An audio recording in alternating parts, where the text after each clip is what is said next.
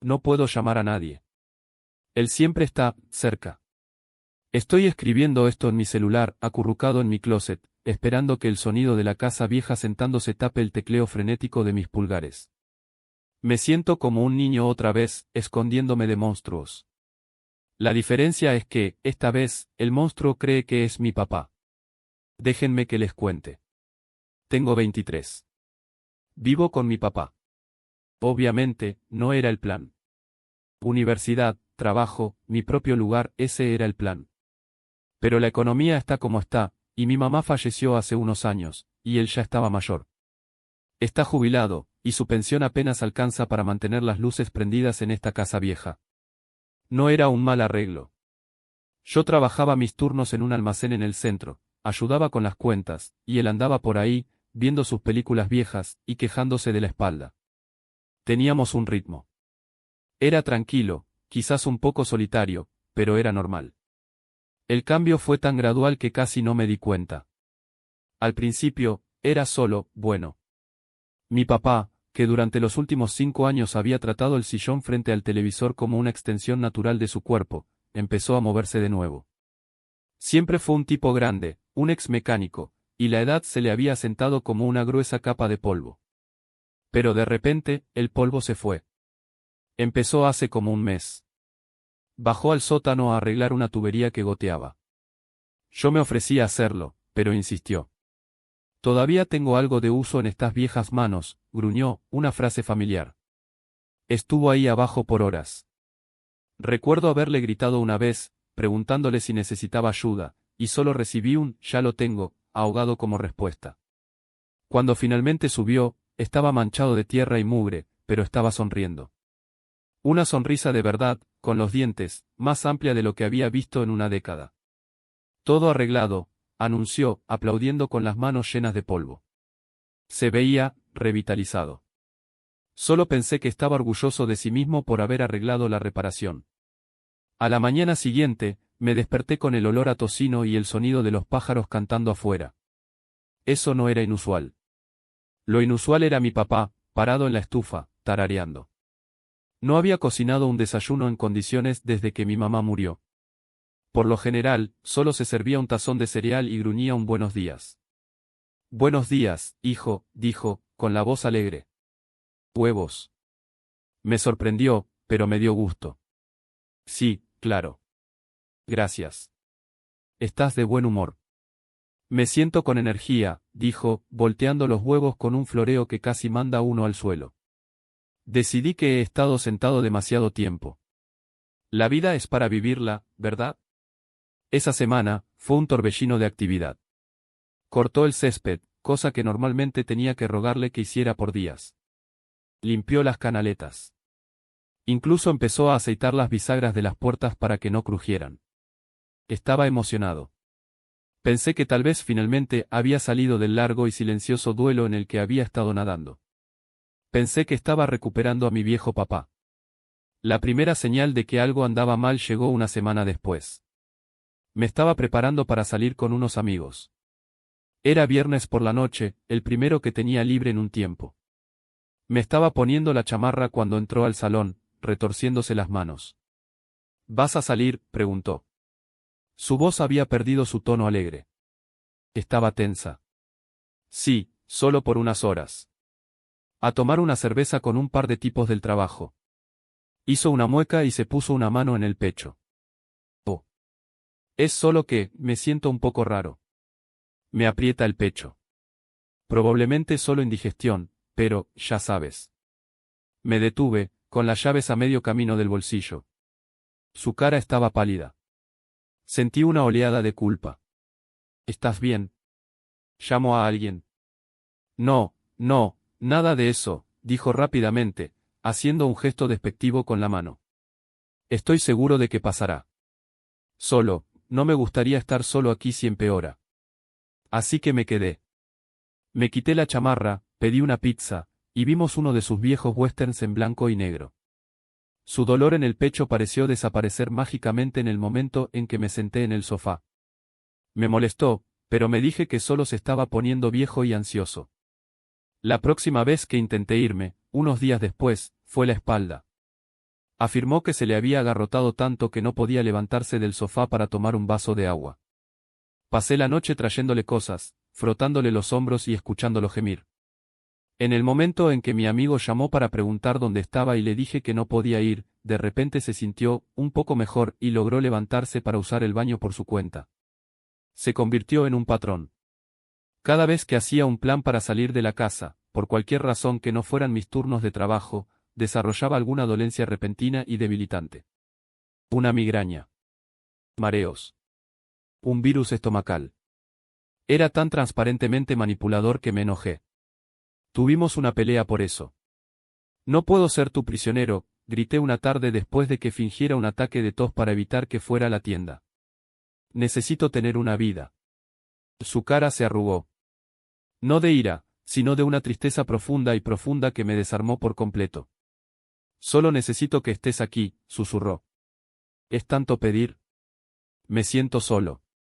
¿Qué podía decir a eso? Me sentí como el mayor idiota del mundo. Me quedé en casa. Otra vez. Pero el papá activo y enérgico seguía ahí. Entre sus repentinos episodios, era una dinamita. Repintó el porche. Arregló la valla tambaleante en el patio trasero. Se levantaba al amanecer, jardineando con un fervor que nunca había visto. Era más fuerte, más rápido. Cargaba todas las compras en un solo viaje, con las bolsas colgando de los brazos, sin siquiera respirar con dificultad. Mi papá, que solía quedarse sin aliento subiendo las escaleras. Era una contradicción que no podía reconciliar. El verdadero miedo, el que te sube por la columna vertebral y vive en la parte posterior de la garganta, comenzó con el sol. Estábamos en el patio trasero. Había estado quitando las malas yerbas de los macizos de flores que mi mamá había plantado hace años, y yo estaba sentado en los escalones, desplazándome por mi teléfono. Era una tarde brillante y sin nubes. El sol caía a plomo, proyectando sombras largas y nítidas sobre el césped. Noté mi propia sombra, una silueta oscura y estirada de un hombre encorvado sobre un teléfono.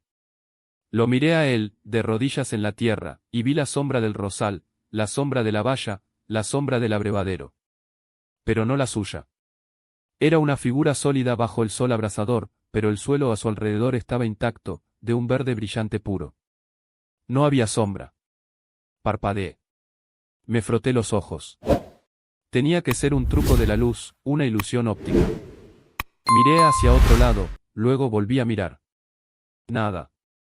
Un hombre perfecto, sin sombra, en un mundo lleno de sombras. Un nudo frío se formó en mi estómago. Oye, papá, dije, con la voz que sonaba delgada y extraña para mis propios oídos. ¿Me echas una mano con esto? Señalé una maceta de terracota pesada al otro lado del patio, un lugar con luz solar directa e implacable. Levantó la vista, y por un segundo, vi algo en sus ojos. Un destello de pánico. Se protegió la cara del sol con la mano, aunque ya estaba entrecerrando los ojos. En un minuto, hijo. Solo quiero terminar este parche. Nunca vino. Se quedó en el jardín, y a medida que el sol comenzaba a ponerse, pareció seguir la línea de sombra de la casa que retrocedía, manteniéndose siempre dentro de ella. A partir de ese día, me obsesioné. Lo observaba constantemente. Noté cómo nunca se paraba junto a las ventanas durante el día. Cómo encontraba una excusa para moverse si un rayo de sol caía sobre él en el salón. Como siempre daba sus paseos por la noche, después de que el sol se había puesto bajo el horizonte. Siempre se sentía atraído por la sombra, por los rincones oscuros de la casa. Mi preocupación se convirtió en pavor. Las excusas para mantenerme en casa se volvieron más frenéticas. La semana pasada, desenchufó la batería de mi coche y luego fingió ignorancia. Hace un par de días, me desperté y descubrí que, accidentalmente, había cerrado con llave la puerta principal y perdido la llave, atrapándonos a ambos dentro hasta que milagrosamente la encontró esa noche. Intenté hablar con él. Lo senté en la tenue luz del salón hace 2 noches. Papá, tenemos que hablar, empecé, con el corazón latiendo con fuerza. No estás actuando como tú mismo. Estás diferente. Y me estás reteniendo aquí. Me preocupas. Simplemente me miró fijamente, con la cara una máscara tranquila y plácida. El hombre enérgico y sonriente se había ido, reemplazado por algo quieto y vigilante. Estoy bien, hijo. Nunca he estado mejor. Y no te estoy reteniendo aquí. Simplemente me gusta tenerte cerca. A un padre no le puede gustar tener a su hijo cerca.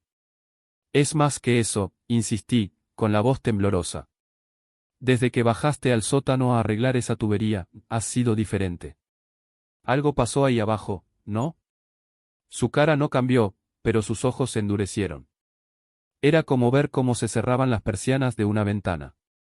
No seas ridículo. Arreglé una tubería. Eso es todo. Ahora déjalo. La finalidad de su tono era absoluta. No había discusión. La conversación había terminado. Fue entonces cuando lo supe. Lo supe con una certeza que me hizo sentir mal del estómago. La verdad de lo que había pasado, estaba en el sótano. Esperé hasta noche. Fingí irme a dormir a mi hora habitual, acostado en la cama con los ojos bien abiertos, escuchando los sonidos de la casa.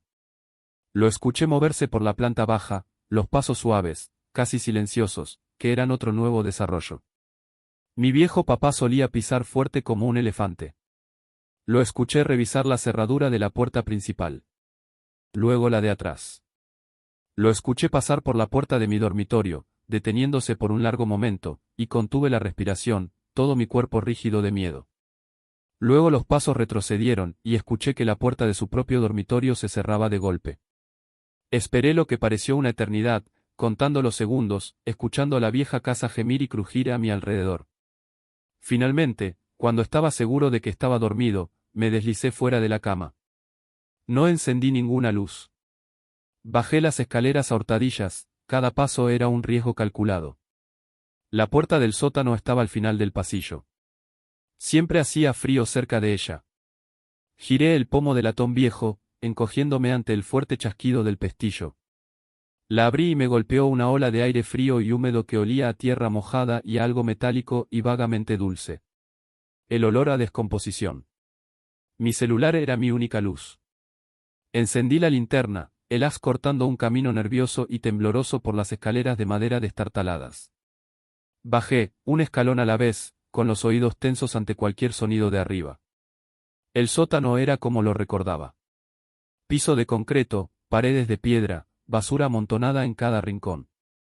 Muebles viejos bajo sábanas blancas como fantasmas durmientes, cajas de las cosas de mi mamá, mis viejos juguetes. El aire era denso y pesado. Apunté mi luz hacia la pared del fondo, donde la tubería principal de agua entraba en la casa. Ahí era donde había estado trabajando. Vi su vieja caja de herramientas abierta en el suelo. Una llave de tubo estaba al lado. Y la sección de tubería de cobre en la que había estado trabajando parecía nueva, limpia. La había arreglado. Pero mis ojos se sintieron atraídos por el suelo junto a ella.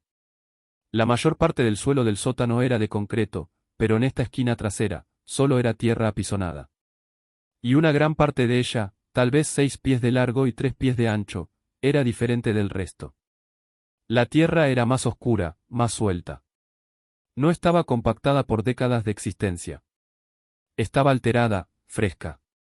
Me quedé allí por un largo momento, el haz de mi teléfono temblando en mi mano. Mi mente me gritaba que corriera. Que saliera de la casa, de la ciudad, que nunca mirara atrás. Pero no podía. Tenía que saber. Encontré una vieja paleta de jardín en un cubo de herramientas oxidadas. Me arrodillé. La tierra era blanda, tal como había pensado. Cedió fácilmente. Empecé a cavar. Mi respiración se convirtió en jadeos irregulares y de pánico.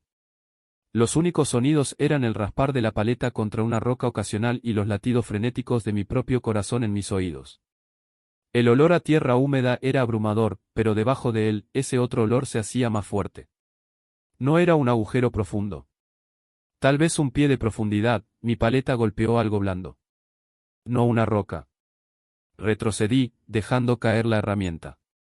Mis manos temblaban tanto que apenas podía sujetar mi teléfono con firmeza. Me obligué a meter la mano en la tierra suelta. Cerré los ojos y mis dedos rozaron la tela. Mezclilla.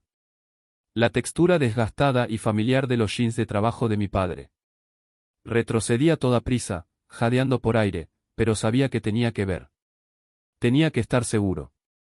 Con lágrimas corriendo por mi rostro, usé mis manos, arañando la tierra, apartándola. Primero, una pierna.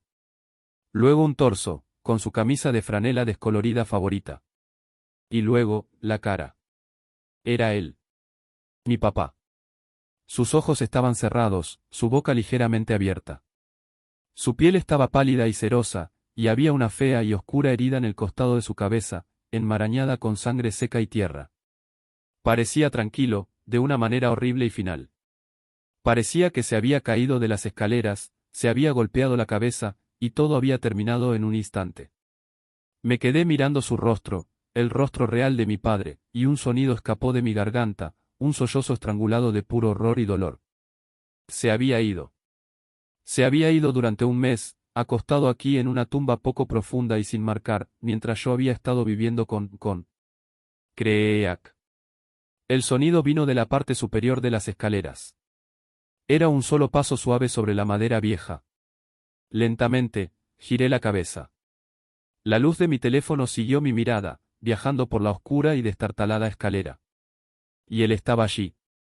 Estaba de pie en la parte superior de las escaleras, una silueta oscura contra la tenue luz del pasillo. Solo me estaba mirando. No podía ver su cara, pero podía sentir sus ojos. Estaba congelado, arrodillado en la tierra junto al cadáver de mi padre, un animal acorralado. Dio otro paso hacia abajo. Luego otro. Se movía con una gracia tranquila y fluida que mi padre real nunca había poseído. El haz de la linterna captó su rostro cuando se acercó al final de las escaleras. Llevaba el pijama de mi padre. Tenía los ojos cansados y arrugados de mi padre. Tenía el pelo canoso de mi padre.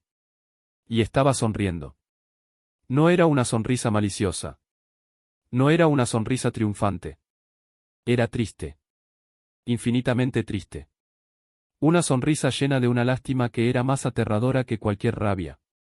Sabía que eventualmente encontrarías el camino hacia aquí abajo, dijo.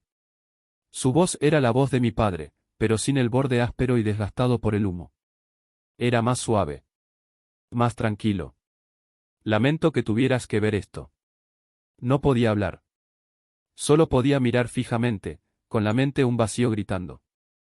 Retrocedí a toda prisa, alejándome de él, alejándome del cuerpo, hasta que mi espalda golpeó la fría pared de piedra. Se detuvo a unos metros de la tumba poco profunda, mirando el cuerpo con la misma expresión de luto. Fue un accidente, dijo suavemente. El penúltimo escalón. Está podrido. Estaba cargando la llave inglesa pesada, su equilibrio falló, se cayó. Se golpeó la cabeza contra el suelo de concreto justo ahí. Fue rápido. No sufrió. Me miró, con los ojos llenos de una extraña y profunda empatía. Su último pensamiento fue para ti. Estaba preocupado por ti. Preocupado de que estuvieras solo. Mi voz finalmente regresó, un susurro crudo y aterrorizado. ¿Qué eres? Inclinó la cabeza, un gesto que era tan familiar, pero tan completamente ajeno. Soy él, dijo. Y no lo soy. ¿Sabes cómo cada persona proyecta una sombra? Una versión más oscura y simple de sí mismo que lo sigue a través de la luz. Piensa en mí como la otra sombra. La que vive al otro lado del velo.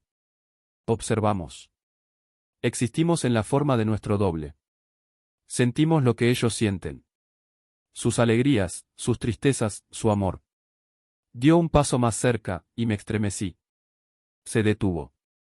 Ese último pensamiento, continuó, con la voz apenas más que un murmullo.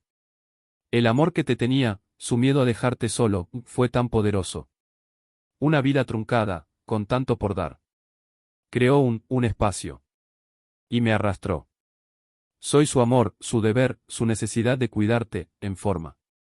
Hizo un gesto alrededor del sótano. Terminé su trabajo.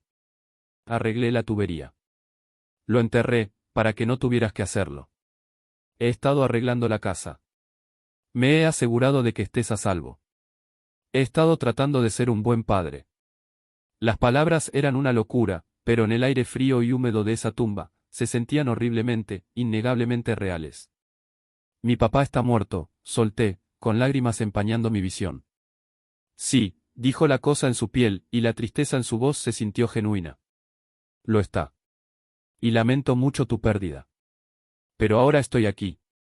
Dio otro paso, y otro, hasta que estuvo justo encima de mí.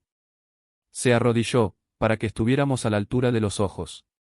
Su cara estaba a centímetros de la mía. Pude ver cada línea, cada poro de la cara que había conocido toda mi vida, animada por algo que no podía comprender. Te amaba más que a nada, susurró, con el aliento frío. Y yo también. Nunca te dejaré. Te cuidaré. Podemos ser una familia. Tal como él quería. Para siempre. Y ahí es donde estoy ahora. Él me dejó subir las escaleras. Caminó detrás de mí todo el camino. Está en el salón, viendo la televisión como si nada hubiera pasado, como si mi verdadero padre no estuviera tirado en la tierra abajo. Me está esperando. Estoy encerrado en mi closet. Sé que no puedo escapar. Las puertas están cerradas, y él es mucho más fuerte que yo. No necesita dormir. Nunca envejecerá. Nunca se enfermará. Simplemente, estará aquí. Cuidándome. Para siempre. Puedo oírlo moverse. Los pasos suaves y silenciosos vienen por el pasillo. Viene a verme. Está llamando mi nombre. Suena igual que mi papá.